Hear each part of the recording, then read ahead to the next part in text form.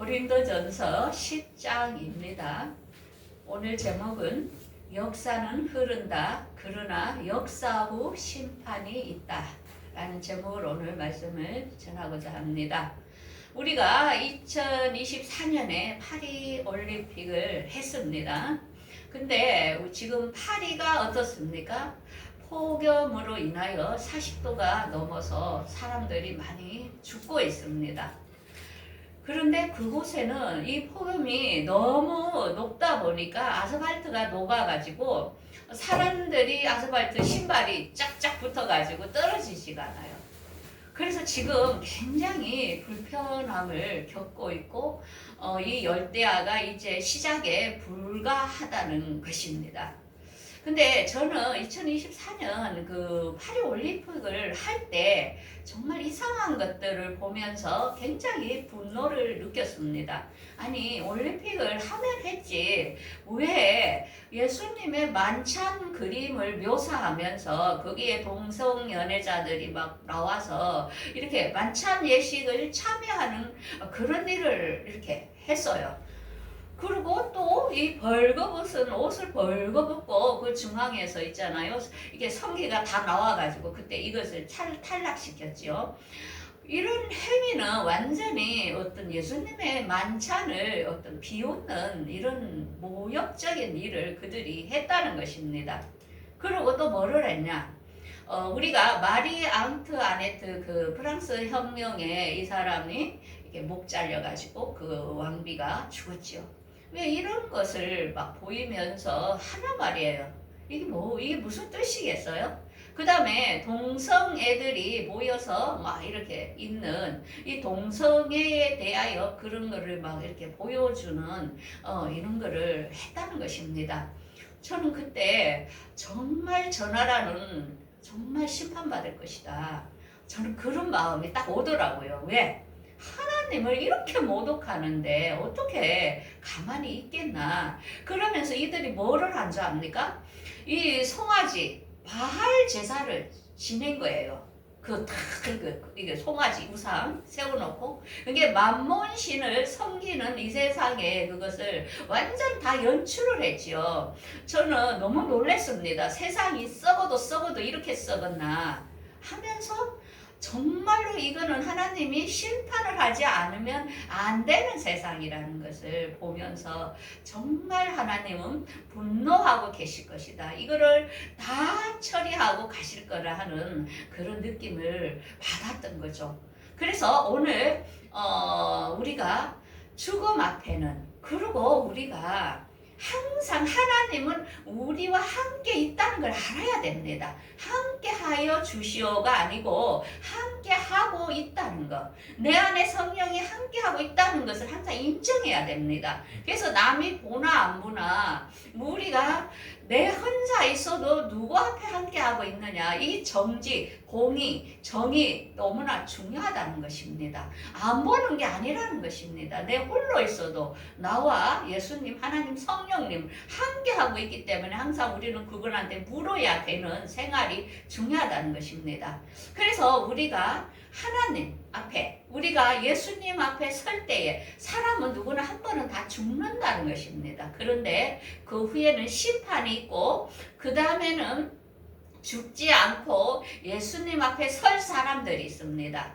이렇게 말하죠. 예수님께서는 구원에 이르게 하기 위하여 죄와 상관없이 자기를 바라는 자들에게 두 번째 나타나시느니라. 이 두 번째 나타나는 게 뭡니까? 공중 강림에. 우리는 지금 예수님이 첫 번째 말고 예수님이 2000년 전에 이미 죽으시고 하늘에 올라가셨죠. 그분의 우리가 예수를 바라는 자에게 나타나겠다는 것입니다. 우리는 신앙 이거는 어떤 액세서리가 아닙니다. 이론이 아닙니다. 이거는 사느냐 죽느냐에 달려 있는 것입니다. 예수님은 지금까지 본인이 하신 말씀을 한 번도 어긴 일이 없다는 것입니다. 그것 때문에 너무 무섭다는 것입니다. 부모도 자기가 한 말을 금방 엎었다 뒤엎었다 하면은 자녀들은 절대 부모를 안 믿습니다. 그렇지만은 하나님은 자기가 한 말을 끝까지 책임을 진다는 것입니다. 그러기 때문에 너무 무섭다는 것입니다.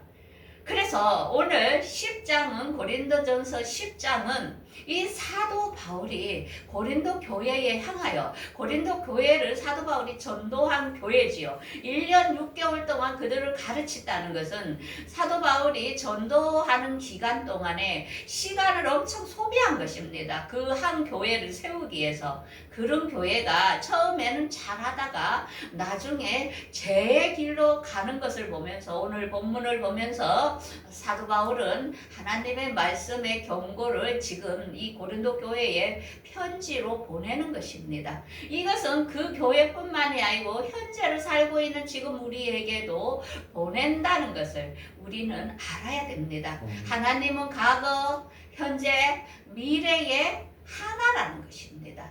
그래서 오늘 본문을 보면서 이스라엘 백성들에게 너희들 조상들이 어떻게 했다는 것을 그 고린도 교회 유대인들에게와 고린도 교회에게 얘기를 했지만은 이거는 우리에게도 지금 우리의 발자취, 우리의 선조였던 아브라함과 이스라엘의 그들의 발자취를 오늘 우리에게 역사를 이야기를 하는 것입니다. 그래서 우리는 역사는 흐르지만 그 역사 다음에 심판이 있다는 것은 분명히 알아야 된다는 것입니다. 그래서 이스라엘 백성들이 고센 땅 애굽에서 종살이했지요. 그런 사람들을 구해가지고 가나안 땅으로 인도했던 그 사건을 오늘 고린도전서 10장에 지금 그들이 무엇을 은혜를 입었으며 그들이 어떻게 배반왔으며를 지금 나열하고 있는 대목입니다. 그래서 고린도전서 10장 1절을 한번 보겠습니다. 형제들아, 나는 너희가 알지 못하기를 원하지 아니하노니 우리 조상들이 구름 아래에 있고 바다 가운데로 지나며 모세에게 속하여 다 구름과 바다에서 세례를 받고, 이 세례 때문에 침례교 장로교가 나눠진가 합니까? 그래서 침례교는 막 세례를 물에 담가야 된다고 막 우기고 막 또 장로교는 막 이렇게 약식으로 해다 된다 하면서 이 아무것도 아닌 거 가지고 이걸 풀이를 못 해가지고 지금도 갈라져 있습니다. 이거는 뭐냐면 세례라는 것은 우리가 예수 그리스도를 믿겠다고 죄를 회개하면서 그 예수님 앞에 오는 것입니다. 그래서 물을 바르든 뭐를 하든 그게 아무 관계가 없는 것입니다. 세례는 내가 예수 그리스도를 죄를 씻음받고 예수 그리스도를 받겠느냐, 예수를 따르겠느냐. 그래서 이스라엘 백성들은 그 곱센 땅에서 이제 하나님을 따르겠다고 그들이 홍해를 건너갔다는 것입니다. 믿음을 결단했던 이스라엘 백성들이라는 것입니다. 그러면서 그들이 그 광야로 오면서 신령한 음식을 먹었죠. 만나를 먹었습니다. 하나님께서 특별한 은혜로 만나를 그들에게 먹게 하셨고, 그 다음에 반석에서 그들이 신령한 음료를 마셨어요. 이 반석은 뭡니까? 그들이 목마르고 물이 없을 때 반석을 모세가 쳐서 물이 나오게 했던 사건. 이 반석은 예수 그리스도를 말하는 것입니다. 그래서 예수 그리스도를 믿겠다고 마음에 다짐을 했다는 것입니다. 그래서 이스라엘 백성들도 하나님을 따르겠다고 그들이 애굽에서 출발을 했던 모습을 이제 이야기를 합니다. 그래서 우리가 화면을 보면 그 강야 거기 홍해를 걷는 것은 이제는 예수를 따르겠다고 이제 이미 세례를 마음의 세례를 받은 것입니다.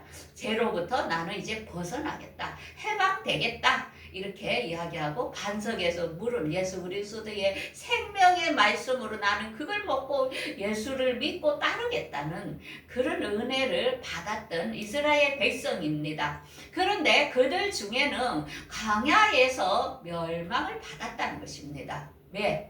그들이 불평, 불만, 의심 이래가 1세대의 모든 사람들이 다 광야에서 가나안을 들어가지 못하고 죽고 20세 미만의 청년들이 가나안 땅을 건너간 사건은 우리는 역사적으로 알고 있습니다. 그래서 이 모든 것은 우리에게 본이 되어서 우리들로 악을 행하지 않게 하게 하는 것입니다. 그러면서 그들 가운데는 우상 숭배하는 자가 있었는데 그들이 그 우상과 함께 먹고 마신 사건이 있었다. 그게 뭐냐면은 모세가 잠시 시내산에 하나님을 만나러 간 사이에 40일 동안 모세가 안 나타나니까 이스라엘 백성들이 어떻게 했습니까? 이 금 송아지 파리에서 그 바알 우상을 세워놓고 전 세계 사람들이 뭐를 했습니까? 이 송아지가 하나님이라는 거죠. 그들이. 그러면서 여기다가 막 그들이 춤추고 막 경배하고 송아지가 하나님이라고. 이렇게 우상 숭배했던 사건을 지금 되살리게 하는 것입니다. 그래서 우리도 마찬가지입니다. 예수를 믿는 게 내가 돈을 드리면 하나님이 나에게 돈을 주고 하면서 헌금을 내가 더 많이 받기 위한 어떤 수단이나 이런 걸로 생각한다면은 그거는 우상에 속한다는 것입니다. 헌금은 자원함으로 내가 감사함으로 값없이 드리는 것입니다. 하나님의 나라를 위하여 더 많은 영적인 구원자를 얻기 위하여 하나님 사용하세요. 나도 나 있는 걸로도 족합니다 하면서 감사함으로 드리지. 어떤 송아지를 낳고 오늘날 교회가 헌금한 돈을 어떻게 씁니까? 교회 짓고 먹고 쓰고 이런데 하나님이 얼마나 분노하시겠습니까? 그래서 헌금을 우리가 받을 때도 조심합니다. 왜? 하나님이 어떻게 생각하실까? 어떻게 사용해야 하나님이 좋아하실까? 하면서 우리는 다시 한번 묻고 생각하는 시간이 됩니다. 그러면서 이스라엘 백성이 8절에 또 무엇을 했냐? 그들 어떤 사람들은 음행을 하다가 23,000명이 죽었나니 그건 뭡니까? 이스라엘 백성이 거의 이제 가나안 땅에 가까이 왔어요. 그랬는데 이 이스라엘 백성을 계속 축복을 하니까 그게 하나님께서 축복을 하니까 이 발람 선지자가 깨를 냈지요.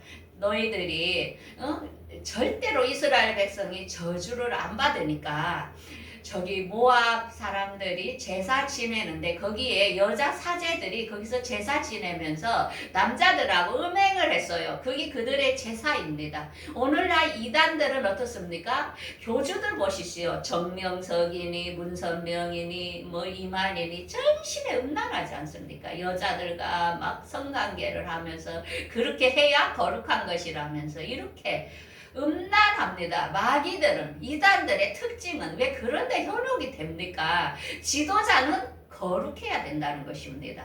그런데 이스라엘 백성들이 어떻게 했습니까? 그 여인들이 불렀지요. 우리 제사하는데 같이 와서 음식 먹고 하셔요. 이렇게 했잖아요. 그러니까 거기 가가지고 그 여인들 모압 여인들하고 음행을 하다가 하나님의 분노로 그때 23,000명이 죽는 역사를 있었다는 것입니다. 그 다음에 9절에는 어떤 사람들이 원망하다가 뱀에게 물러 죽었습니다. 그러니까 이 뜨거운 그 광야길을 가다 보니 물과 음식과 이런 게 없고 하니까 투들투들 했겠지요. 그러니까 그 원망하는 입술로 불뱀이 나타나가지고 막 물었잖아요. 그래서 모세에게 그 뱀을 높이 달아라. 이 뱀을 보는 자는 살겠다. 이래 했지요. 그래서 그 뱀을 본 사람은 살았고 나머지 사람은 죽은 사건을 지금 되새겨 주는 것입니다. 이스라엘의 역사를. 그러면서 너희들이 원망하지 마라 하는 것입니다. 그래서 우리도 살다 보면 이 입술에 원망이 나올 때가 있습니다. 그래서 정말 조심하라는 것입니다. 절대로 원망하는 말은 하지 말라는 것을 가르칩니다. 그래서 이 모든 것이 말세를 만난 우리에게 깨우치기 위하여 기록된 걸로 알라. 그러면서 너희들이 선줄로 생각하거든 넘어질까 조심하라고 지금 경고를 하는 것입니다. 그래서 이스라엘의 역사를 보면은 그들이 하나님께서 선택하여 하나님께서 좋은 땅을 주겠다고 데리고 나왔습니다. 그래서 바다를 지나 만나와 또 물을 반석에서 물을 줬습니다. 그랬는데 그런 기적을 맛보고도 그들이 우상 숭배, 음행, 원망을 했던 것입니다. 저는 이 사건을 보면 저에게도 굉장히 아픈 사연이 있습니다. 우리 큰언니가 우리보다 제일 먼저 교회를 다녔습니다. 아가씨 때. 너무 열심히 다녔어요. 그런데 우리 형부가 안 믿는 사람이었어요. 그 집 불교가 너무 심한 집이었는데 이 사랑이 빠지니까 안 보이는 거예요. 그게. 그래서 우리 엄마 아버지가 그렇게 반대를 했어요. 결혼을. 근데 했어요. 결국 어땠습니까? 그 많은 고통과 그 고난을 당하면서 나중에는 이제 형부가 깨어나 목사의 길을 갔죠. 그런데 언니는 어떻게 했습니까? 너무 시달려 아파서 빨리 죽었습니다. 이게 완전히 정신적으로 힘들어가. 그래서 나는 이 안 믿는 자에게 결합이 그 사람에게 너무나 많은 시련을 주기 때문에 정말로 마음을 딱 이렇게 조심하라는 거죠. 너무나 한 사람을 구해내는 데 있어서 너무나 힘들었던 사건들을 봅니다. 그래서 우리가 살면서 이 우상을 숭배하는 자들하고 연합할 때 내 영혼이 잘못하면 빠지게 되고 나도 파멸이 되는 것들이 너무나 많기 때문에 우리는 항상 우상과의 관계에 있어서 우리가 마음을 강하게 해서 거기에 휩쓸리면 안 된다는 것입니다. 모압 여인들이 불러가지고 가서 같이 음행을 했던 이스라엘 백성들, 정말 우리는 항상 잘 넘어친다는 것입니다. 아무리 신앙이 있다 해도. 그래서 오늘 그걸 본여기를 주면서 이런 말씀을 합니다. 이거는 10장 13절 말씀 진짜 중요하죠. 사람이 감당할 시험 밖에는 너희가 당할 것이 없나니 오직 하나님은 미쁘사 너희가 감당하지 못할 시험 당함을 허락하지 아니하시고 시험 당할 즈음에 또한 피할 길을 내사 너희로 능히 감당하게 하시느니라. 우리가 인생을 가다 보면은 여러 가지 일이 부딪힙니다. 그렇지만은 우리가 그걸 다 감당할 수 있다는 것입니다. 그러니까 우리가 자신을 가져야 됩니다. 왜? 우리를 여호수아에게 함께했던 그 하나님, 모세하고 함께했던 하나님, 항상 우리 안에 항상 함께 계십니다. 그래서 물어보고 이런 문제 앞에 내가 어떻게 하면 좋겠습니까? 할 때 그분이 우리에게 지혜를 주시고 피할 수 있는 길을 준다는 것을 항상 깨닫고 넘어지지 마시고, 어떤 유혹에 끌려 넘어졌더라도 항상 일어나야 된다는 것입니다. 우리가 잘 아는 이승만 박사 어떻습니까? 그가 처음에는 교회 안 다닌 사람이죠. 그런데 그가 교도소에서 성경을 보면서 그곳에서 영어 공부도 하고 또 성경도 하고 하나님을 만났지요. 그러면서 그 속에서 그가 종신형 사형을 받았지만은 하나님을 만나니까 포기하지 않은 것입니다. 왜? 하나님이 나와 함께 하는데 이게 뭐 사형 선고면 어떻겠어요? 하나님 손에 모든 게 있다는 걸 아는 것이죠. 그래서 우리가 하나님께 끝까지 나아올 때 여러분들은 또 손을 잡아준다는 것을 잊지 마시고 절대 넘어지지 마시기 바랍니다. 두 번째는 우상과 연합하지 말라고 합니다. 이제 그 일을 어떻게 예를 들냐면 우상 숭배하는 일을 피해라. 그러면서 그리스도의 피에 참여하면 성찬식을 예를 들어주는 것입니다. 우리가 떡은 예수님의 몸이요, 잔은 또 예수님의 피라 하면서 우리가 예수님과 한 몸이기 때문에 성찬식을 하죠. 예수님이 난리의 십자가 지셨고 난리의 살을 찢기신 것, 그걸 예수님 것을 우리가 먹고 마시면서 한 몸이라는 것을 우리가 주장을 하지요. 그래서 우리가 떡과 포도주를 마시면서 예수님과의 몸을 나누는 것은 한 몸이기 때문에 한다.